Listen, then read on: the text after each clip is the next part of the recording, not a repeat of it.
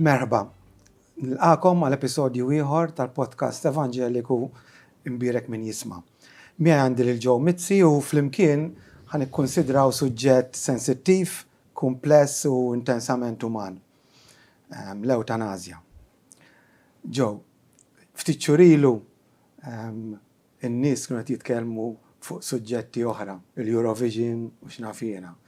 Bħalissa kulħadd qiegħed jitkellem fuq l-eutanazja. X'ġara? X'laqatna biex tisma' program fuq television, tara l-kummenti fuq Facebook, l-eutanazja. Kif għattin Joseph, l-eutanazja hija suġġett li tmissna l-koll għax xi darba oħna jien, inti, min qed jismana rridu ngħaddu mill-proċess li nħallu din id-dinja qatt mhuwa faċli, il-mewt hija dejjem xi ħaġa li tumiljana, li tbeżżana, u allura sewwa li naħsbu fuqha. Bħalissa kif taf il-Gvern qiegħed jipproponi diskussjoni li nimmaġina jien eventwalment twassal f'xi forma ta' liġi dwar il-legalizzazzjoni tal-eutanasja. Ġifieri il-ħsieb illi pazjent li għandu mart terminali u b'ċertu kundizzjonijiet jitlob l-assistenza medika tat-tobba biex item ħajtu, biex jagħmel suwiċidju. U ġifier dan għax kultant nitfixkel anke jiena, fimt hemm suwiċidju assistit, min ġifieri il-tabib jagħti xi ħaġa u l-pazjent joħodha jew nkella t-tabib jagħmel xi tip ta' trattament. Kif inhi l-biġi tax-xogħol? Ġifieri apparti mela għandek pazjent marit, x'inhu l-proċess da? Japproċċja kif inhu ppjanat? Il-eutanasja tfisser illi xi ħadd titemlek ħajtek għax ridt int, għax tlabt int għalhekk volontarja u biex teħles mid-batija li tkun għaddej minnha. Kemm jekk hija fiżika, emozjonali, psikoloġika, id-batija li jkun hemm assoċjat mat-tmiem tal-ħajja.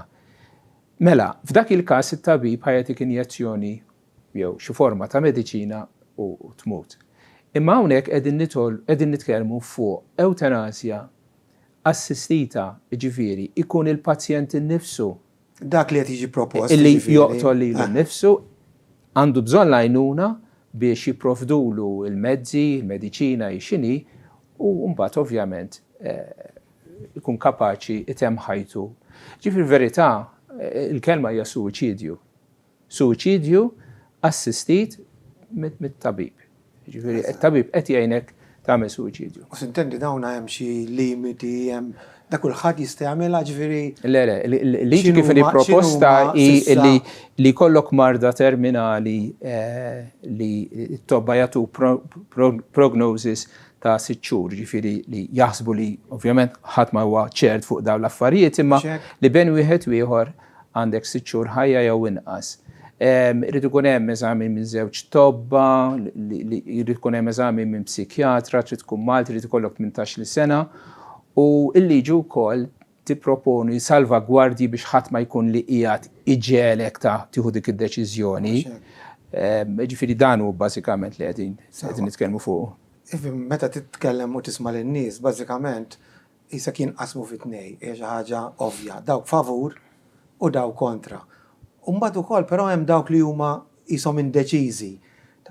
Jixtiequ qishom ikunu kontra, però jisemgħu xi argumenti favur u allura jiġu bejn ħaltejn għax donhom dawn l-argumenti qishom ikkonvinċuhom il-ħares ta' min ngħidu iva għall-eutanasja u nixtieq illi insemmu xi ftit argumenti u forsi anke inti ttina il-veduta biblika kif nistgħu niddiskutuhom taf kif u pereżempju argument li jissemma.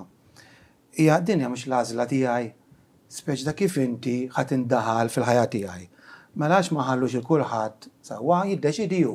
Inti għandek ħajtek, iddeċidi inti. Jekk trid tagħmel dal-pass għamlu. Min inti biex tindaħalli f'ħajti. Naħseb dawet mill-argument. Dan huwa naħseb l-argument fundamentali fl-opinjoni tiegħi huwa bbażat fuq l-awtonomija. L-awtonomija tfisser li inti għandek dritt fuq ħajtek tagħmel li trid b'ħajtek u jekk trid tagħżel meta u fejn tmut, ħadd ma jista' jindaħallek.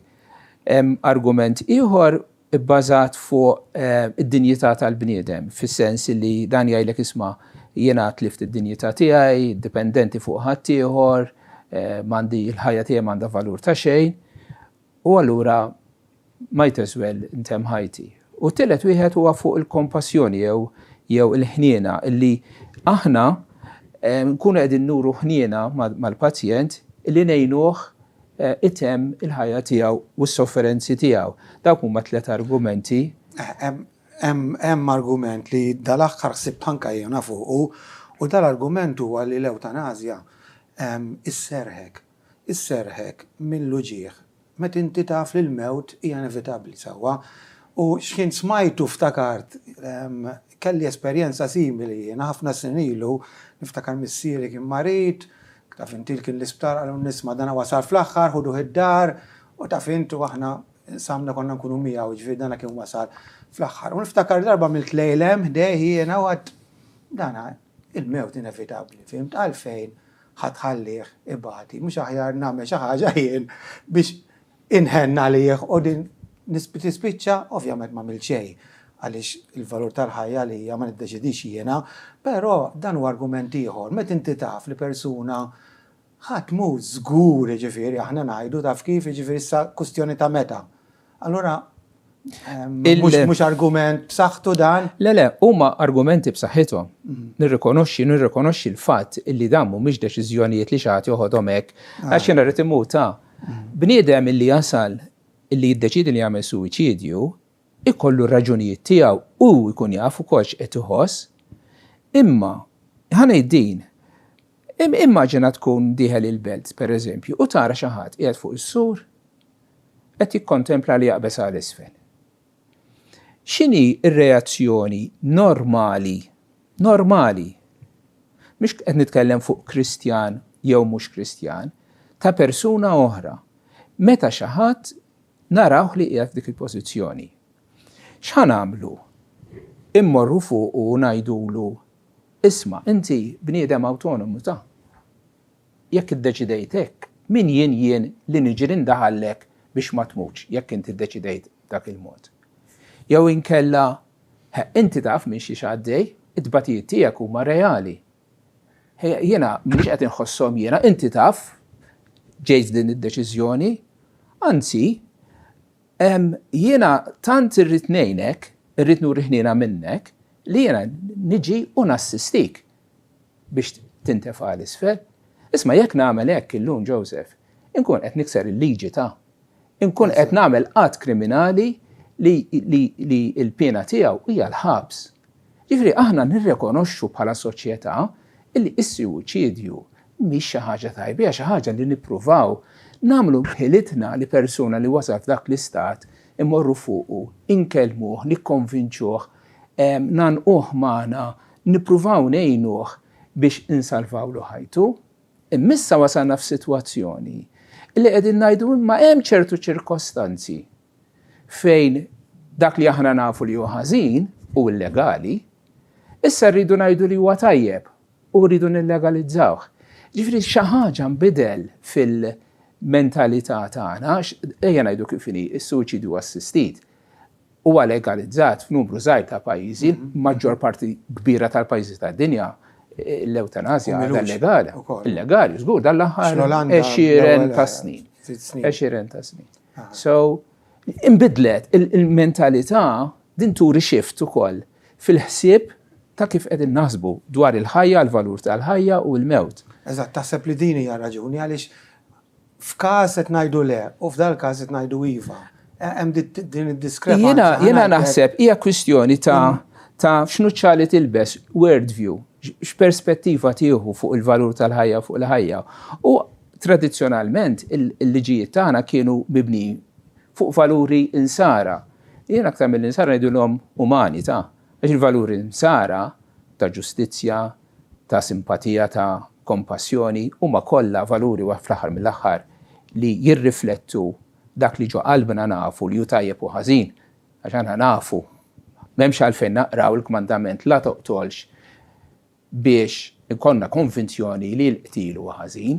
Eżatt, però dak il-persuna kuxjenza. li għajlek jien isma' dal-valuri ma rridhomx. Dak huwa l-argument, taf kif ma rridx dak il-valuri qed tannaqhom inti. Ekku. Is-soċjetà 20 sen ilu imma jiena daw il-valuri issa rrid narmihom. Ma tarax Joseph illi hija shift minn mentalità valuri kristjani li ġejjin mit-twemmin tagħna li jeżisti ħallieq li hemm Alla li qiegħed fuqna għal sistema fejn Alla ma jeżistix jew ninjorawh.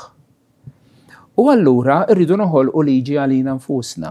Rridu dak huwa l-kelma awtonomija dik li tfisser. Nomjos tfisser liġi tiegħi. Jien nagħmel li rrid, jiena biex ngħidu hekk Alla tiegħi. Jiena s-sit tiegħi innifsi u ma noqgħodx taħt l-awtorità ta' Alla li ħalaqni għax ma nirrikonoxxihx. Ġifieri għax hawnhekk ukoll hawn ħsieb qisu aħna qed ngħidu dawk li jaqblu mal-ewtanazja mhumiex nies li jemmnu f'Alla u dawk li ma jaqblux huma nies li jemmnu f'Alla, però fir-realtà ġilli jien smajt nies illi laqqas jidħlu biss fil-kamp ta' Kristjaneżmu u anka jistgħu ma jemmnux b'Alla u wkoll mhumiex favur l-eutanazja. Sewwa jew le. Ġifieri jew bil-fors inti favur tal-eutanazja. Hemm ħafna nies li jemmnu f'Alla jew jgħidu li jemmnu f'Alla huma favur l-eutanazja u bil-kontra u bil-maqlub. Ħafna għandhom din l-idea. Imma din irid nagħmilha ċara illi l-valuri morali huma bbażati fuq xi ħaġa. Jew bbażati fuq it-teżmu li jeżisti Alla u l-kmandamenti tiegħu. Jew inkella fl-ateżmu illi l-bniedem jażen min jeddu li jieħu jew jivvinta jew jibni jew joħloq liġijiet għalih innifsu. Ġifieri din mhix kwistjoni ta' veduta reliġjuża u veduta li mhix reliġjuża, għax anke l-veduta sekolari hija mibnija fuq filosofija ateista illi tibda bil-premessa li Alla ma jeżistix u allura l-bniedem li ġie kif ġie jagħmel 40 f'din id-dinja u se jitlaq u jispiċċa fix-xejn u dik hija veduta wkoll ibbażata fuq twemmin. Jiġifieri nitkellmu twemmin u twemmin. Il-kwistjoni hija liema waħda hija reali u liema waħda tagħti l-aħjar garanziji u l-aħjar tip ta' ħajja u l-aħjar tama għall-bniedem. Kemm bħala individwu kif ukoll bħala soċjetà. Mhux jekk għax aħna ma ngħixux f'vaku. Ma ngħixux waħedna, ma ngħixux. Jiġifieri ma tistax tajtu hija dak ħalli jagħmel li jrid jiena għax b'xi mod jew ieħor ħajaffettwa l-ħaddieħor. Familja tiegħi u l-dawk ta' madwari. Qed naħseb ukoll f'argument li ġieli jġibu li bħal oħrajn jidher validissmu huwa reali. Meta jgħidulek isma' persuna marida mod terminali l-eutanazja ma sserraħx il-familjari għax inti meta xi ħadd huwa marid nafu. Fimt il-familjari tiġorru peace finanzjarju, peace emozjonali, psikoloġiku. Allora mhux anke għal dawn valla pena taf kif biex isserraħhom. Hija reali vera jew le. Huwa fatt illi dawk li qegħdin madwarek il-familjari l-mħabbubin tiegħek qegħdin ibatu miegħek u jibqgħu ibatu miegħek sakemm tmut. Imma dan fil-verità jinkwetani dan it-tip ta' argument. Għaliex qatt jiġi żmien meta jien jew inti nkunu fuq ngħidu għandna marda terminali. U l-eutanasja daħlet bħala liġi f'Malta. Sissa, kif huma l-affarijiet, iridu jduru bija, jieħdu ħsiebi, jalla jagħmluha minn qalbhom mhux. Mhux hekk. Imma ma kienx hemm option oħra. Imissa jiena ħaniġi f'pożizzjoni illi naf illi biex inserraħ lil familjari tiegħi mill-ħesil u ħanħossni li rid mill-ħesil, mill-peace li rridu joqogħdu jiġu jarawni ta' spess u li jiena nista' nserraħhom billi nażel volontarjament u nagħmilha naqra within inverted commas, imma l-pressjoni sottili fuqi li mmut hemm qiegħda biex jien neħles lili nnifsi u neħles lilhom. Jiġifieri din l-argument jinkwetani. Jiġifieri soluzzjonijiet issa, għax taf inti nħarsu lej sitwazzjoni, ngħidu isma' dawn l-argumenti favur, dawn l-argumenti kontra, imma kieku jkollna ngħidu wara, aħna qed nitkellmu dejjem minn perspettiva biblika, għax dik l-importanti, aħna dak huwa in-nuċċali Li nilbsu. l-libsin, ġifieri ma nistgħux nitkellmu mod ieħor. Mela allura, fimt, soluzzjonijiet, il-veduta biblika, x'soluzzjonijiet toffri fuq dil-kwistjoni. Ġifieri minn fejn ħanibdew jekk ħanajdu wara Alla sewwa, Alla huwa l-awtur tal-ħajja jagħtiha u joħodha hu minn hemm ħanibdew. Ħalli ndawar ftit il-mistoqsija ftit fuqek. Jekk jiġi xi ħadd mill-familjari tiegħek, għażiż għalik, u jgħidlek isma' jiena inħossni ġbajt. Il-valur tal-ħajja tiegħi ma nistax noħroġ għajjejt għandi dallu ġieħa u hemm qed inkun pis fuqek u fuq il-familja tiegħek. X'taqbad twieġbu? Għax bażikament Kif nista' ngħidlek naħseb Għax bażikament sissa dejjem għadna isma' nafa vera. Hemm ċertu impenn biex ngħinek, biex inkun miegħek, biex nieħu ħsiebek, imma dan nagħmlu minn qalbi għax inħobbok. Jiena għandi l-eżempji ta' ħuti li ħadu ħsieb il-ommi u l-missieri għal snin fis-sodda u kulħadd għandu l-istorja tiegħu x'jgħid. Issa suppost nagħmlu għajt, suppost ngħidlu isma' sieħbi jekk ma tridx tkun ta' pis taf x'għandek tagħmel. Għax jekk ikun hemm il-liġi tal-ewtanasja, indirettament qed nofrilu opzzjoni oħra biex jitlaq minn nofsu biex ma jibqax ta' pis. Din it-tip ta' soċjetà rridu ngħixu fiha. Naħseb jiena l-veduta biblika tina wkoll stampa differenti tal-tbatija. Mhux hekk ġew fis-sens kif inħarsu lejn tbatija lejn l-uġigħ aħna bħala Kristjani sewwa differenti milli kif ħares lejn tbatija persuna li ma temminx. Ir-realtà tal-uġigħ qiegħda għal kulħadd għal min jemmen u ma jemminx. Imma aħna nibdew mit-twemmin illi aħna maħluqin minn Alla. Ma ġejniex b'kombinazzjoni. Toġobni kwotazzjoni tal-poeta Dorin Mikallef. U ġibtu minn fuq il-qabar tagħha din il-kwotazzjoni. U tajtek kara. Jien ma nemminx li jien u int u l-bnedmin kollha ġejna mix-xejn għal xejn biex immorru fix-xejn. Tajt jiena minix ateist illi naħseb illi b'xi mod jew ieħor bdiet il-ħajja b'xi ċikka kombinazzjoni u b'kombinazzjoni ġejt jien mingħajr ħadd ma ħasibni, mingħajr ħadd ma ddiżinjani, mingħajr ħadd ma ħaseb fiha. U ġejt hawnhekk din id-dinja għal xejn għax li nagħmel ftit jew wisq ħajispiċċa. U li fl-aħħar mill-aħħar ħanispiċċa fix-xejn. Aħna nemmnu bħala nsara illi aħna l-ħolqien ta' Alla etern li ħaseb fina anke qabel ma konna neżistu, rrid għamminna speċjali iva fi xbija tiegħu, tagħna skop biex ngħixu, nemmnu wkoll li l-bniedem bl-għażliet li għamel illi rrifjuta lil Alla sa mill-bidu daħħal id-dnub ġab id-batijiet u l-mewt, ġifieri aħna maħniex ngħixu f'dinja ideali, imma dinja misħuta, dinja mwaqqa, dinja li fiha realtà ta' tbatija u l-mewt li ġiet konsegwenza ta' dnub tal-bniedem. Imma mbagħad il-Bibja ma twaqqafniex hemmhekk, tgħidilna Alla fil-ħniena tiegħu ġie biex jifdikom, biex jeħilliskom, biex jagħtikom ħajja ġdida. Ħajja li intom tliftu bid-dnub tagħkom. U Alla din hija l-sbuħija tal-reliġjon u tal-fidi Kristjana, illi Alla mhux qiegħed hemm mill-bogħod distakkat mid-tbatija. Alla tagħna aktar milli naraw l-ewwel nett bħala Alla fuq it-tron ma jestus, naraw Alla imlibbes b'ġisem uman, imsammar ma' salib imdemmi. Ġesu Kristu. Ġesu Kristu jaf xi ġifieri id-tbatija għex fuq din l-art bata, ħa passjoni u sofra sal-mewt. U dija l-istorja tagħna li tbatija naraw fija il-fidwa. It-tbatija ta' Kristu waslet biex tkun tpattija l-dnubietna. U Kristu apparti li bata u miet, Kristu rebaħ. U dija sabiħ. 3 jiem wara Ġesu qam il-mewt. 3 jiem wara Ġesu kellu vittorja fuq id-dnub, fuq il-mewt ukoll. Il-mewt issa m'għadix l-aħħar kelma tal-istorja tagħna. Allura din hija li l-Bibja tistedinna.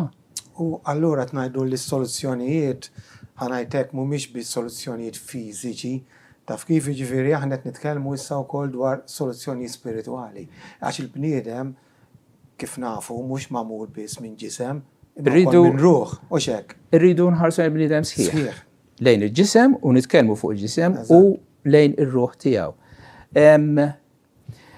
Il-Bibja wkoll titkellem dwar il-valur tagħna bħala bnedmin tajt li aħna maħluqin fi xbija tal-Alla. Illi bħala Alla aħna għandna qalb li tħobb li trid l-imħabba, li tixxenna għall-imħabba. Fil-waqt li l-bniedem sekulari, ateista, ma tantx jista' jagħti antik eżempju, x'naħseb aħjar aktar milli nitkellem, nagħti eżempju. Din biċċa karta li tajta mid-drawing book tat-tifla. Karta bajta, vojta, ma fiha xejn. X'valur għandha biċċa karta? Mhux wisqu, biċċa karta kull mi. Imma il-bniedem nista' nagħtiha valur billi naqbad din il-karta u nikteb poeżija fuqha, issa għandha valur.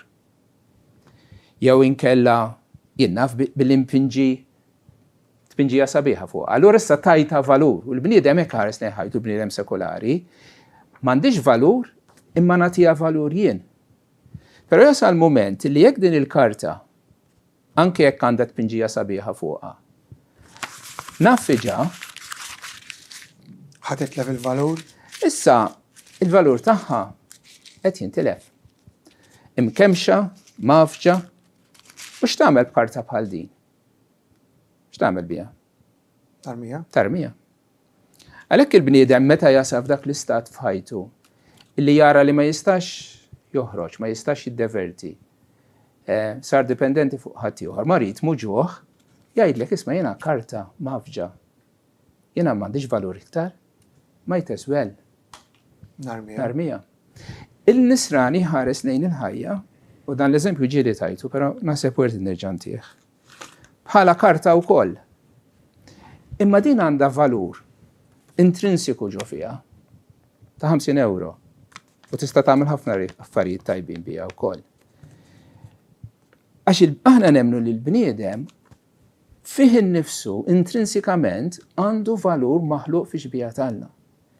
Issa 50 euro wkoll nista' naffiġa u nitwija u titkemmex. Joseph, il-valur tagħha kemm inbidel? Xejn. Għadha tiswa. U laqas ħantijilek. Għandha valur ta' 50 euro issa. Mela, jiena nemmen li bniedem li huwa marit li qed ibati id-dinjeta tiegħu mhix mittifsa. Għadu dinjitus daqskemm kien meta kien fl-aqwa tiegħu. Għax hu bniedem. Għax huwa maħluq fi xbija Alla. U allura jonqos minna li qegħdin madwaru illi nuruh rispett, li nħobbuh, li nuru kompassjoni miegħu. Għaliex naraw fih dinjità. Anka meta maffeġ. Avolja maffeġ. Anzi forsi wieħed jargumenta iktar u iktar għandek turi kompassjoni ma' xi ħadd li qed ibati milli ma' xi ħadd li għaddej tajjeb. So, dan huwa punt naħseb li nixtieq li nenfasizza. Illi kwistjoni dwar l-eutanasja tqanqal fina biex naħsbu dwar realtajiet akbar. Jiena autonomu, jiena liġi għalli għan-nifsi, jew jiena sottomess għal awtorità wara minni, Alla u l-kmandamenti tiegħu. Jiena għandi valur jew m'għandix valur. Il-valur tiegħi tajtu li l-nifsi għax għamil affarijiet sbieħ u għax nista' nkun ta' utilità għal ħadd ieħor, jew jiena min natura tiegħi jiena bniedem li għandi dinjità intrinsika fiha. Il-fatt tara pożittiv f'din id-diskussjoni kollha Fis-sens qabel ma konna nsemmu xejn. Ma qed joħroġ ġid ukoll minn diskussjoni bħalissa. Meta kien l-aħħar darba li tqajt ma' xi ħadd u bdejt nitkellmu dwar il-mewt. U tbatija. Il-mewt hija xi ħaġa tabu subject. Oġġett li ma nitkellmux fuq, amma din ħarġet tajjeb illi qegħdin għall-inqas nikkonsidraw il-mewt u dawn l-issues. Joe, naħseb jiena suġġett bħal dan nispera li kemm aħna kemm dawk li qegħdin jarawna u jismawna dejjem nittakiljawh b'mod sensittiv. Għaliex tajjeb npoġġu teoriji ma fl-aħħar mill-aħħar hawn individwi u persuni u familji li qed ibatu. Jiġifieri noqogħdu anke attenti kif nittakiljawh. U naħseb jiena s-soluzzjonijiet huma varji. Jiena li nixtieq forsi anke inti jekk hemm xi punti li tixtieq taqsam oħra ma' semmija tagħna li ma semmejnihomx. L-ewwel semmejna l-aspett fiżiku u l-aspett ukoll spiritwali. Mill-aspett fiżiku illum qed tissemma ħafna il-kura paljattiva. Ħafna nies qatt ma kienu semgħu il-kelma kura paljattiva. U din anke nitkellem bħala tabib tajjeb illi nagħmilha ċara ħafna. Illi ir-rol tiegħi bħala tabib u ta' sħabi hija dejjem illi ngħinu il-pazjent ngħinuh ifiq meta jista' jfiq għax mhux dejjem jista' jfiq, imma ċertament dejjem illi ngħinuh fil-kundizzjonijiet mediċi tiegħu fil-mard u x'naf jien. Però aħna limitati, il-mediċina hi limitata, hemm mard li jitfejjaq. U allura wieħed għandu imur biex jieħu l-kura, avolja l-kura tkun antipatika u tkun tadbatija fiha nnifisha.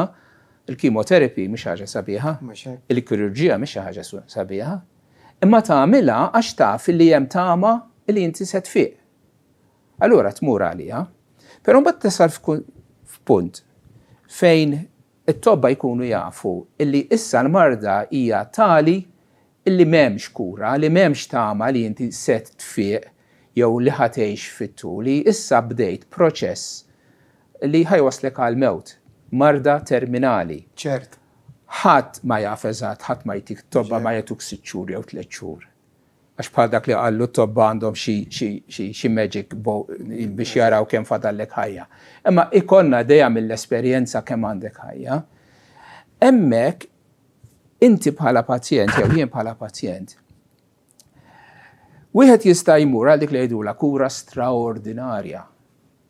Il-inti tajt le, avvolja terminali jekk hemm 1% ċans jinnest nagħmel kollox biex nibqa' ħaj. U operazzjonijiet u kimoterapi li tkun ħafna iktar mis-soltu u esperimentali u inti tipprova tagħmel ħafna iktar sproporzjonali għal dak il-benefiċċju li forsi tieħu. Dik jgħidula kura straordinarja. Issa l-ebda bniedem ma huwa moralment obbligat li jmur f'dik it-triq għax inti xi tkun qed tagħmel. Qed ittawwal il-proċess ta' tbatija li ħajwaslek għall-mewt anyway. Jiġifieri ejja nkunu ċari u l-pazjenti n-nies għandhom ikunu informati fuq din li inti tista' titkellem mat-tabib x'inhuma l-options tiegħek jekk hemmx tama ta' fejqan. U inti tajt le jekk jiena rrid ngħaddi minn dak il-martirju kollu ta' kimoterapi jew trattament ieħor biex xorta waħda iċ-ċansi huma tant żgħar.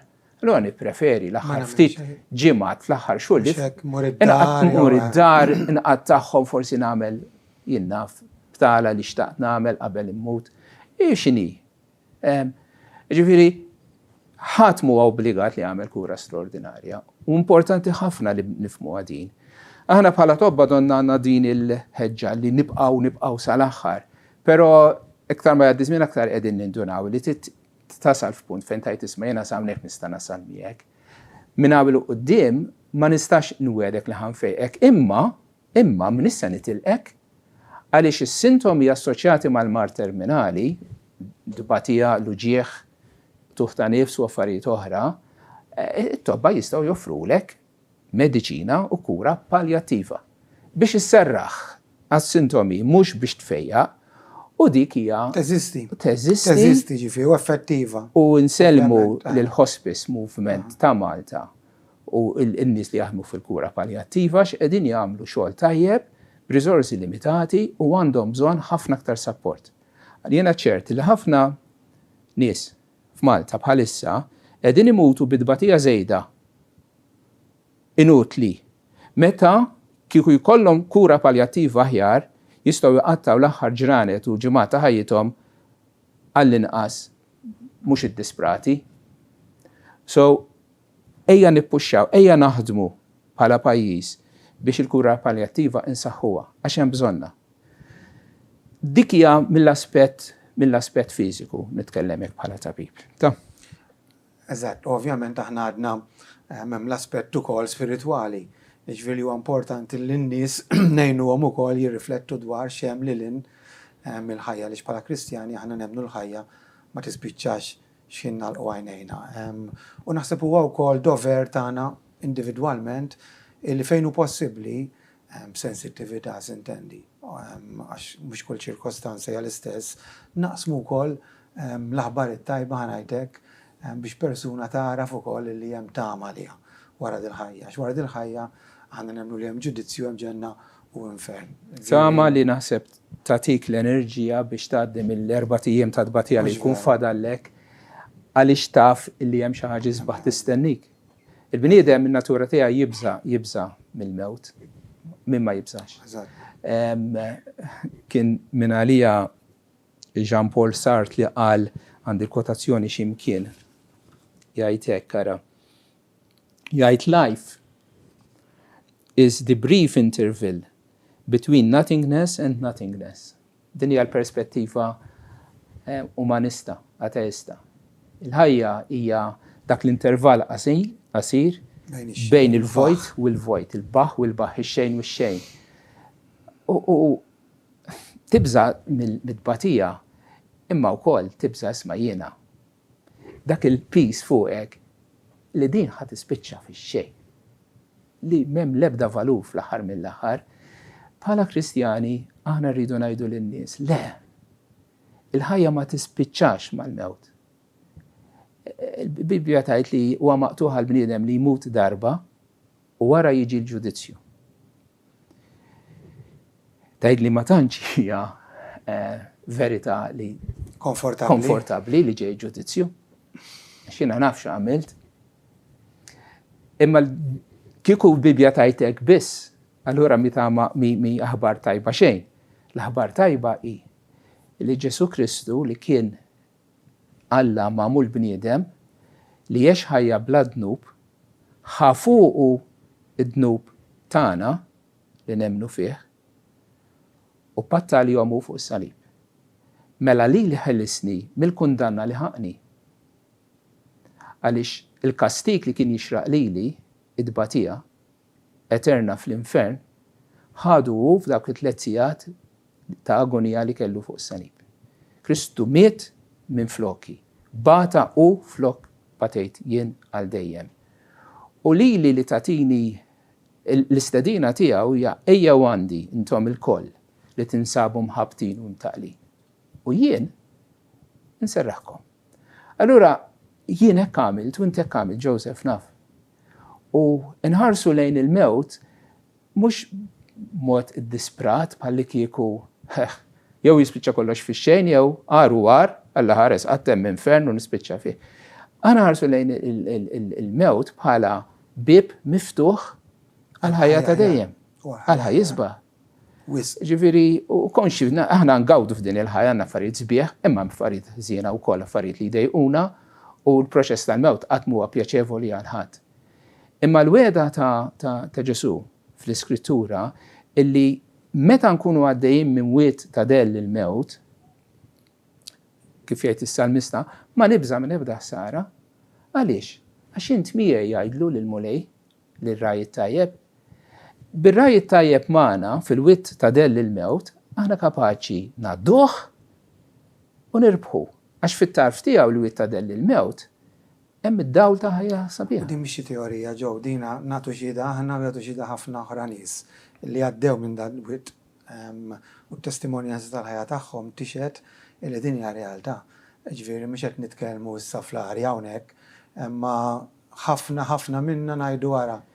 Anki fid-tbatija, anke fil-Mart, din tista' il-preżenza ta' Kristu magħna tagħtik il-kuraġġ. Hija realtà.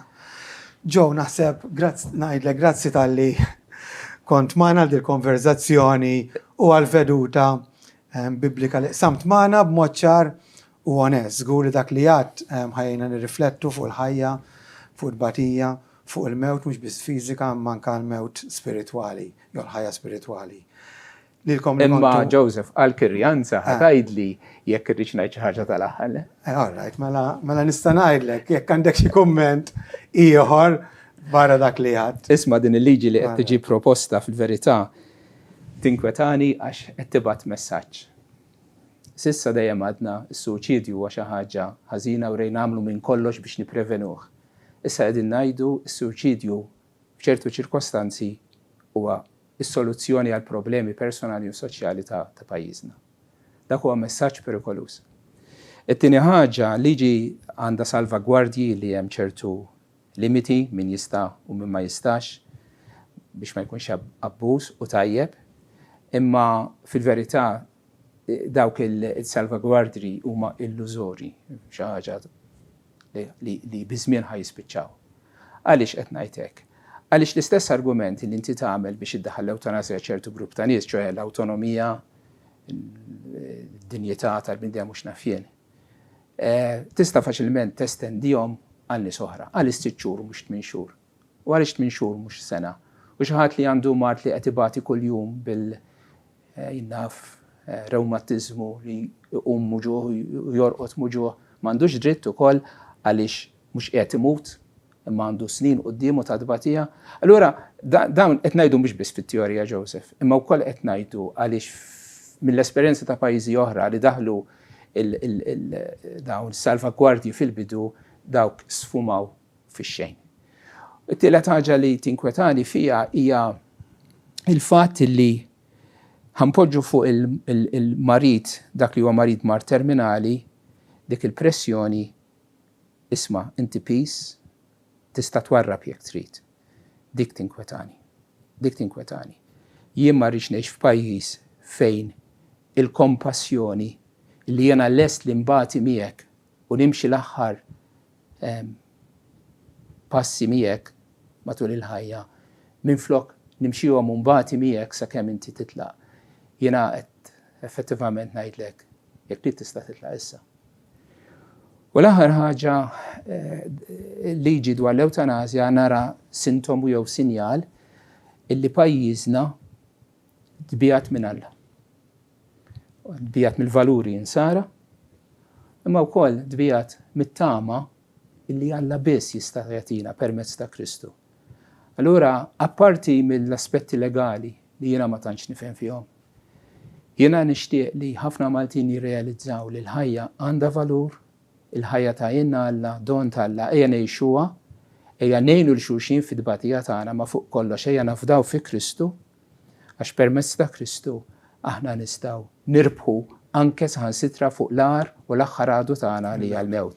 Kristu rebbieħ, Kristu qam, aħna bis-saħħa tiegħu nistgħu ngħixu għal dejjem ukoll. Joe, grazzi tal-li kont magħna u għal din il-konverzazzjoni u għal-veduta biblika illi prezentajtinna b'mod ċar u b'mod onest.